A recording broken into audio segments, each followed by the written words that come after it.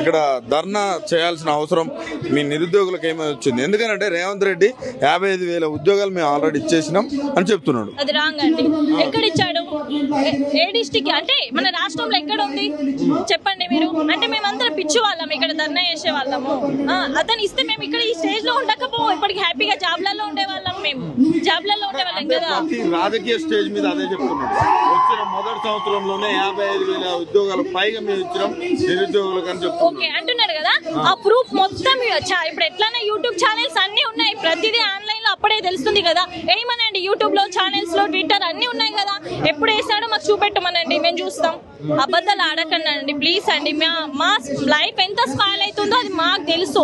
3 years నుండి మేము చూస్తున్నాం. 3 years నుండి. ఇప్పుడు 2 months అక్టోబర్ లో వేసేది, మళ్ళీ ఇప్పుడు అక్టోబర్ గ్యాప్ ఇచ్చేసి ఎప్పుడు వేస్తాడో తెలియదు. కాబట్టి మాకు క్యాలెండర్, జాబ్ క్యాలెండర్ కంపల్సరీ కావాలండి. మార్పు కావాలనుకున్నారు, కాంగ్రెస్ రావాలనుకున్నారు. ఎట్లా ఉంది మార్పు? మార్పు ఏముందండి అసలు? మెయిన్ అంటే ఒక సామెత ఉంది కదా, అంటే నేటి బాలలే రేపటి పౌరులు, కానీ వాళ్ళు పౌరులనే నాశనం చేస్తున్నారండి. ఇక్కడ ఏం లేదు. విద్యా సంస్థ డెవలప్ అయితే గానీ మన ఇండియాలో ఎలాంటిది డెవలప్ కాదు. మెయిన్ ఇండియాలో ఎడ్యుకేషన్ మోస్ట్ ఇంపార్టెంట్ అండి. ప్రతి జాబ్ క్యాలెండర్ కొద్ది ఎలా ఇప్పుడు జూన్ 2కు జాబ్ క్యాలెండర్ వేయాలి, అదొకటి వచ్చేసిందండి. జాబ్ క్యాలెండర్ 2కి వేయాలి కదా, అదే జాబ్ క్యాలెండర్ కంటిన్యూ అవ్వాలి.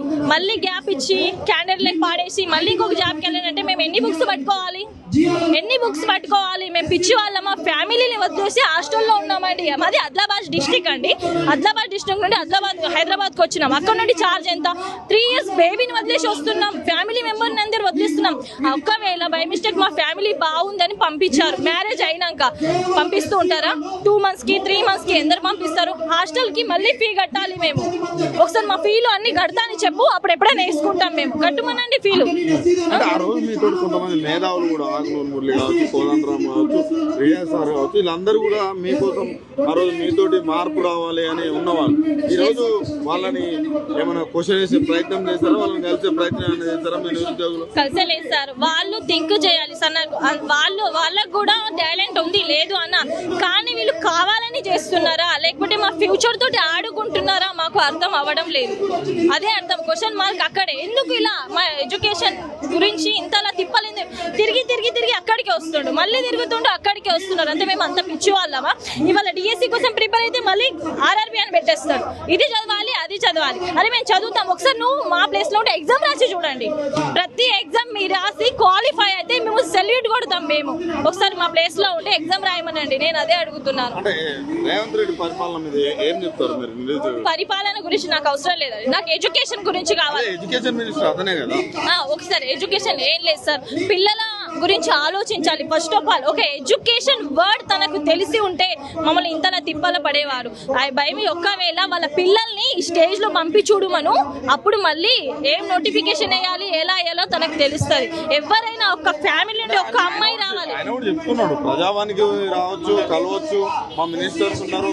కలిసి ఏం చేయాలి? మాకు కలవడం అవసరం లే, పరిపాలన బాగుండాలి. క్యాలెండర్ 2కి వేస్తున్నారు కదా, అదే మాట మీద ఉండే అదే క్యాలెండర్ కంటిన్యూ కావాలి. మాకు అదే చాలు. ఆ క్యాలెండర్ కంటిన్యూ అంటే దాని ప్రకారం మేము రీడింగ్ అనేది, ఎడ్యుకేషన్ అని ప్రిపేర్ చేస్తాం. మాకు అంతే. నువ్వు రమ్మని మేము రావడానికి అవసరం లేదు. ఎక్కడి నుండి అక్కడికి పోవడం మాకేం అవసరం ఉంది? మీకు అవసరమా? మాకు మేము గెలిపించింది తనని. తనకు అంత ఇది ఉండదు. తనకు కావాలంటే వచ్చి మమ్మల్ని మీట్ కమ్మనండి. మా సమస్యను తను కనుక్కోవాలి, కానీ మా సమస్య పట్టుకొని తన దగ్గరికి వెళ్ళాలా? ఇది ఎక్కడి క్వశ్చన్? ఆ స్థానంలో ఉన్నామంటే ఎవరు కారణం? ఎవరు? మేమే కదా. అంటే కొంతమంది విద్యార్థులు నోటిఫికేషన్ వద్దని కూడా ధర్నాలు చేస్తున్నారు. అదే చూపెట్టమంటున్నా అండి. నోటికి వచ్చింది ఎవరైనా మాట్లాడతారు. ఇప్పుడు నేను కూడా అంటే ఏదో దానికి ఏదో ఒక ప్రూఫ్ ఉంటుంది కదా. అరే ఇంత కొంచెం జరిగితే ఆన్లైన్ లో వెళ్ళిపోతుంది, మరి ఆ ధర్నా కూడా ఎక్కడొకటి లింక్ అప్ ఉండొచ్చు కదా. ఆ లింక్ అప్ చూపెట్టండి. నోటికి వచ్చింది మాట్లాడొద్దండి. థ్యాంక్ యూ అండి.